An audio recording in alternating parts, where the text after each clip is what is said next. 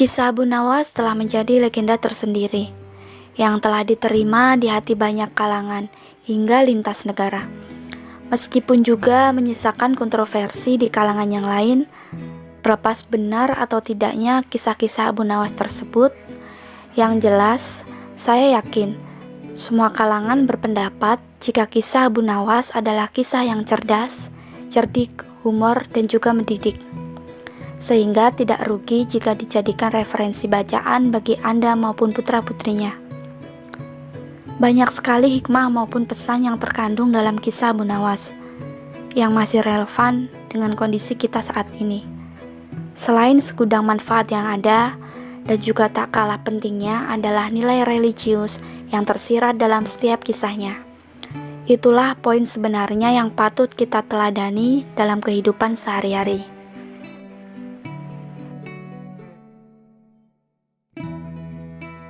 Abu Nawas menipu gajah. Karena tidak ada yang harus dikerjakan di rumah, Abu Nawas keluar untuk mencari angin. Jalan-jalan, Abu Nawas bertanya kepada seorang kawan yang kebetulan berjumpa di tengah jalan. "Ada kerumunan apa di sana?" tanya Abu Nawas. "Pertunjukan keliling yang melibatkan gajah ajaib," jawab kawan Abu Nawas tersebut. "Apa maksudmu dengan gajah ajaib?" tanya Abu Nawas lagi. "Gajah yang bisa mengerti bahasa manusia, dan yang lebih menakjubkan lagi adalah gajah itu hanya mau tunduk kepada pemiliknya saja," jawab kawan Abu Nawas. Abu Nawas makin tertarik. Ia tidak tahan untuk menyaksikan kecerdikan dan keajaiban binatang raksasa itu. Kini Abu Nawas sudah berada di tengah kerumunan para penonton. Karena begitu banyak penonton yang menyaksikan pertunjukan itu, sang pemilik gajah dengan bangga menawarkan hadiah yang cukup besar bagi siapa saja yang sanggup membuat gajah itu mengangguk-angguk. Tidak heran bila banyak di antara para penonton yang mencoba untuk maju satu persatu. Mereka berupaya dengan beragam cara untuk membuat gajah itu mengangguk-angguk. Tetapi usaha mereka sia-sia. Gajah itu tetap menggelengkan kepala. Melihat kegigihan gajah itu, Abu Nawas semakin penasaran hingga ia maju dan mencoba. Setelah berhadapan dengan binatang berbelalai itu, Abu Nawas bertanya kepada sang gajah, "Tahukah engkau siapa aku ini?" Gajah menggeleng. "Apakah engkau tidak takut kepadaku?" tanya Abu Nawas lagi. Namun gajah itu tetap saja menggeleng-gelengkan kepalanya. "Apakah engkau takut kepada tuanmu?" tanya Abu Nawas memancing. Gajah itu mulai ragu. "Bila engkau tetap diam, maka aku akan melaporkanmu kepada tuanmu," lanjut Abu Nawas mengancam. Akhirnya, gajah itu terpaksa mengangguk-angguk. Atas keberhasilan Abu Nawas membuat gajah itu mengangguk-angguk, maka ia mendapat hadiah berupa uang yang banyak. Bukan main, marahnya pemilik gajah itu hingga memukuli binatang yang malang itu. Pemilik gajah itu malu bukan kepalang. Pada hari berikutnya, ia ingin menebus kekalahannya. Kali ini ia melatih gajahnya mengangguk-angguk. Bahkan ia mengancam akan menghukum berat gajahnya apabila sampai bisa dipancing oleh penonton. Saat-saat yang dinanti telah tiba. Kini para penonton mencoba dan harus sanggup membuat gajah itu menggeleng-gelengkan kepalanya. Maka seperti hari sebelumnya, banyak para penonton itu tidak sanggup memaksa gajah itu menggeleng-gelengkan kepalanya. Setelah tidak ada lagi yang ingin mencobanya, Abu Nawas maju lagi dan ingin mengulang pertanyaan yang sama. "Tahukah engkau siapa aku ini?" tanya Abu Nawas. Gajah itu mengangguk. "Apakah engkau tidak takut kepadaku?" tanya Abu Nawas lagi. Gajah itu tetap mengangguk. "Apakah engkau tidak takut kepada tuanmu?" pancing Abu Nawas. Gajah itu tetap mengangguk. Gajah itu mengangguk karena binatang itu lebih takut kepada ancaman tuannya daripada Abu Nawas. Akhirnya, Abu Nawas mengeluarkan bungkusan kecil berisi balsam. "Tahukah engkau, "Apa guna balsam ini?" tanya Abu Nawas. Gajah itu tetap mengangguk. "Baiklah, bolehkah ku gosok selangkanganmu dengan balsam?" tanya Abu Nawas lagi. Gajah itu mengangguk lagi dan lagi. Lalu Abu Nawas menggosok selangkangan binatang itu. Tentu saja gajah itu merasa agak kepanasan dan mulai agak panik. Kemudian Abu Nawas mengeluarkan bungkusan yang cukup besar. Bungkusan itu juga berisi balsam. "Maukah engkau bila balsam ini aku habiskan untuk menggosok selangkanganmu?" ancam Abu Nawas. Dan rupanya ia lupa ancaman tuannya, sehingga terpaksa gajah itu menggeleng-gelengkan kepalanya sambil mundur beberapa langkah. Abu Nawas dengan kecerdikan dan akalnya yang licin mampu memenangkan sayembara tersebut.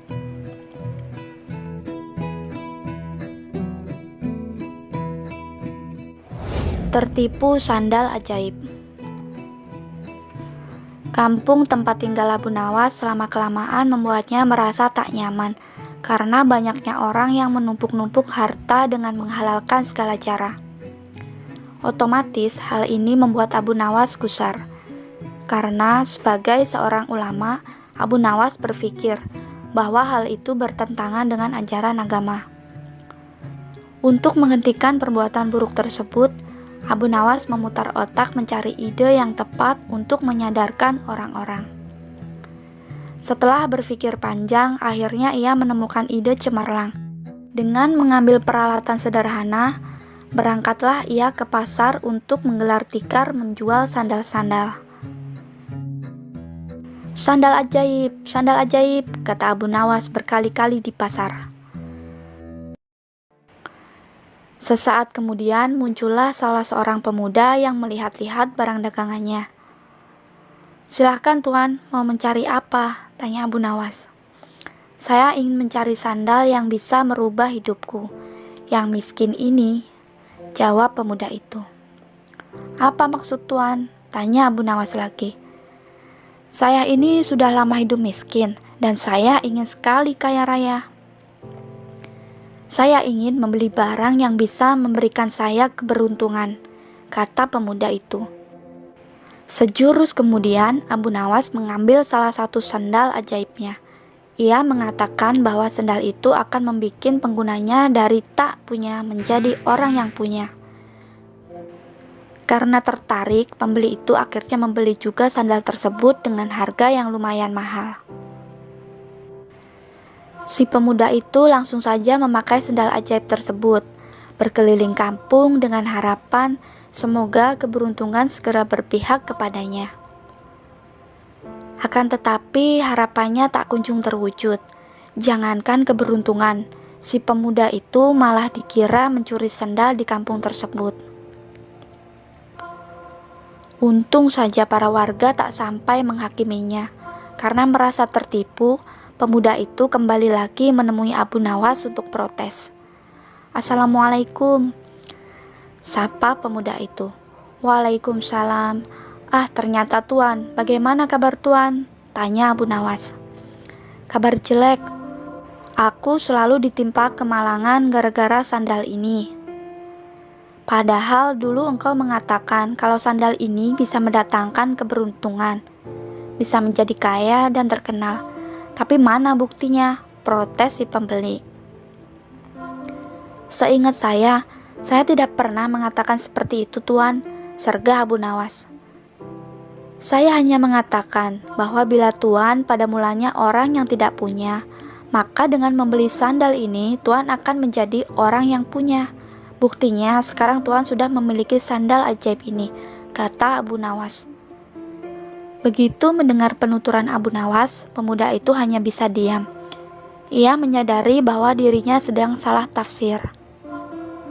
"Lalu mengapa engkau mengatakan bahwa sandal ini ajaib?" tanya pembeli. "Karena merek sandal ini adalah ajaib. Sandal ajaib," jawab Abu Nawas. Akhirnya pemuda itu pergi begitu saja dengan tanpa sepatah kata apapun. "Tunggu tuan, saya ingin mengatakan sesuatu kepada tuan. Mungkin saja akan ada manfaatnya," kata Abu Nawas. Jangan percaya kepada barang ajaib, karena percaya pada sesuatu selain Tuhan bisa membuat kita syirik dan akan mendapatkan kesusahan di dunia maupun di akhirat. Buktinya, sebagaimana yang Tuhan alami ini. Oleh karena itu, segeralah bertaubat kepada Tuhan, kata Abu Nawas. Mendengar penuturan Abu Nawas, sepertinya pemuda itu menyadari kesalahannya. Ternyata banyak sekali hal-hal yang bisa membawa kepada perbuatan yang dimurkai Tuhan. Mulai saat itulah ia bertaubat kepada Tuhan.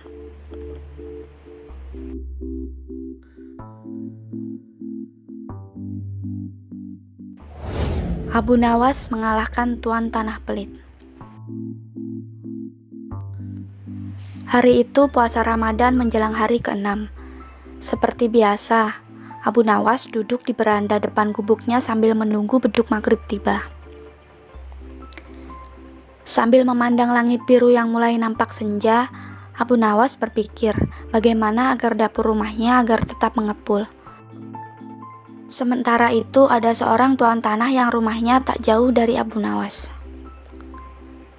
Sebagai tuan tanah tentu saja mempunyai rumah yang besar, lengkap dengan seperangkat gudang makanan, lahan peternakan, dan juga kamar. Hampir setiap orang yang berada di daerah itu, bahkan Abu Nawas sendiri, bekerja dengan tuan tanah itu.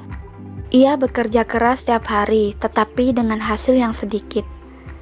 Dan bila meminjam uang padanya, maka harus mengembalikan dengan bunga yang sangat tinggi. Dan sebagai tuan tanah, dia mempunyai sifat yang pelit, kikir, tamak, dan loba. Tuan tanah ini mendengar kabar bahwa Abu Nawas mempunyai suatu kepandaian yang aneh. Bila ia meminjam sesuatu, maka akan dikembalikan secara lebih. Katanya pinjamannya itu beranak. Seperti meminjam seekor ayam, maka ayam itu akan dikembalikan 2 karena ayam itu beranak. Menarik juga kepandaian Abu Nawas ini, pikir sang tuan tanah. Lalu tuan tanah berpikir agar Abu Nawas segera meminjam padanya. Secara kebetulan, sore itu Abu Nawas ingin meminjam 3 butir telur kepada tuan tanah tersebut. Tuan tanah tentu saja senang memberikan pinjaman kepada Abu Nawas, karena pinjaman itu akan menjadi banyak. Bahkan tuan tanah itu menanyakan kepada Abu Nawas apakah ingin meminjam yang lain. Abu Nawas menjawab tidak perlu. Dia hanya butuh 3 butir telur. Tuan tanah itu bertanya lagi dengan Abu Nawas, kapan telur itu akan beranak? Abu Nawas menjawab, tergantung itu dengan keadaan. 5 hari kemudian Abu Nawas kembali ke rumah tuan tanah itu, mengembalikan 3 telur menjadi 5 butir. Melihat 5 butir telur, betapa senangnya tuan tanah itu. Tuan tanah itu lalu menanyakan kepada Abu Nawas apakah ia akan meminjam lagi. Lalu Abu Nawas meminjam piring tembikar sebanyak 2 buah.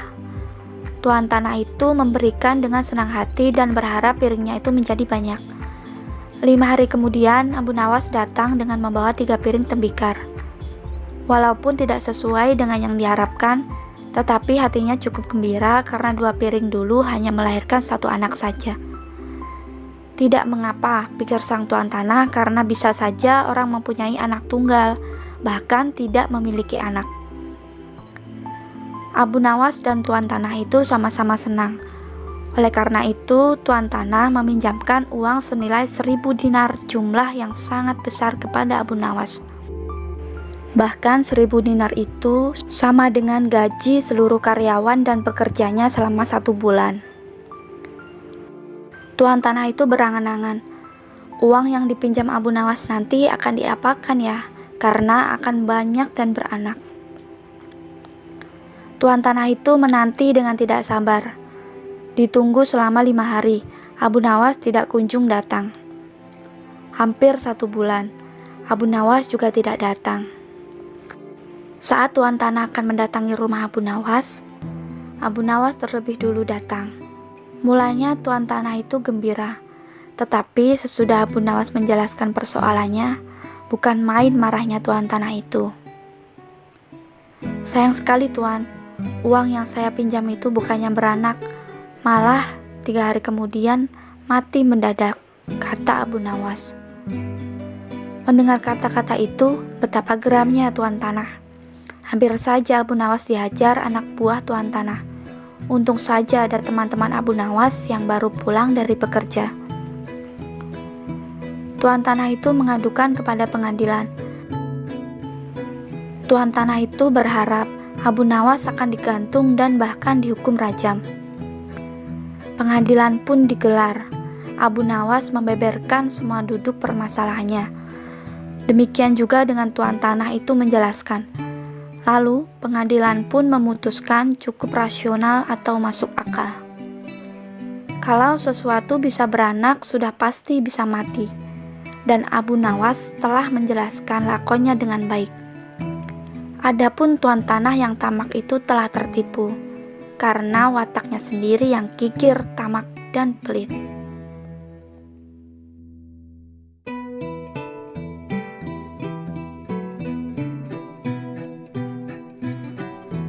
Abu Nawas mengecoh seorang raja.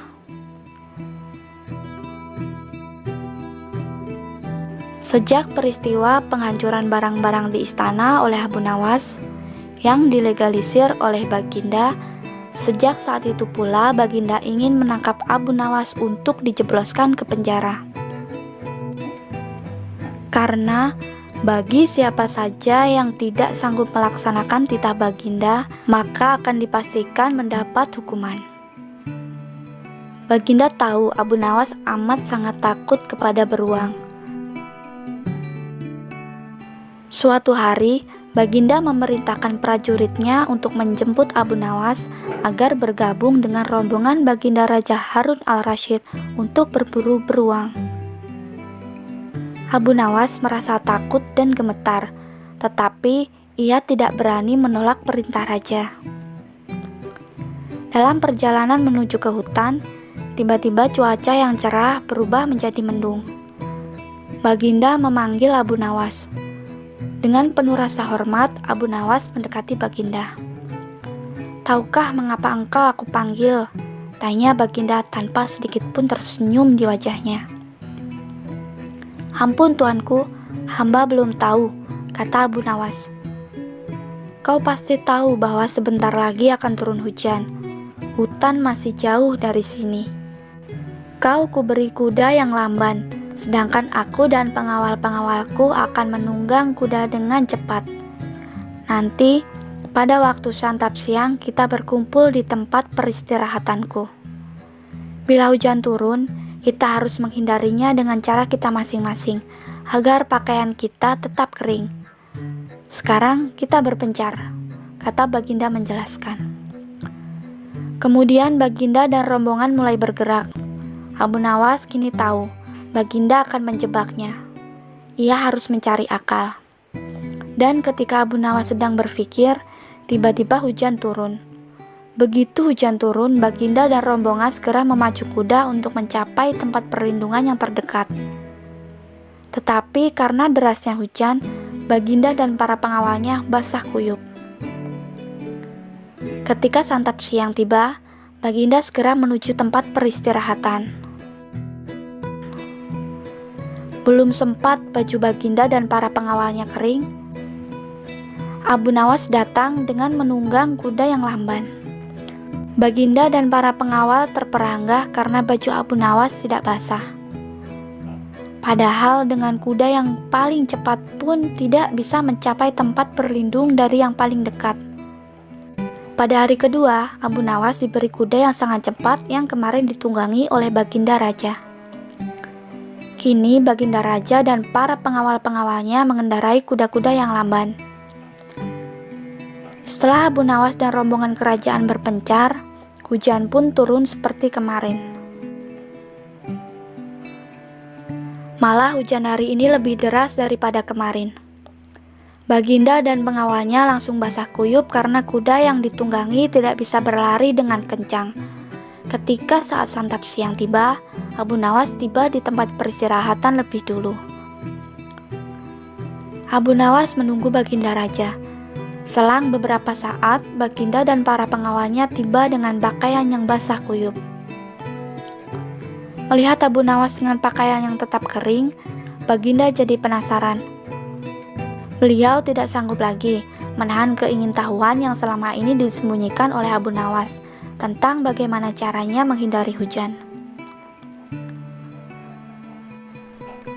"Wahai Abu Nawas, kenapa bajumu tetap kering padahal hujan di luar sangat deras?" kata Baginda Raja. "Mudah, tuanku yang mulia," kata Abu Nawas sambil tersenyum. "Sedangkan aku dengan kuda yang sangat cepat tidak sanggup mencapai tempat berteduh yang terdekat. Apalagi dengan kuda yang lamban ini," kata Baginda. "Hamba sebenarnya tidak melarikan diri dari hujan. Tetapi begitu hujan turun, hamba secepat mungkin melepas pakaian hamba dan segera melipatnya, lalu mendudukinya. Ini hamba lakukan sampai hujan berhenti," kata Abu Nawas menjelaskan diam-diam. Baginda Raja mengakui kecerdikan Abu Nawas. Memang benar apa yang dikatakannya.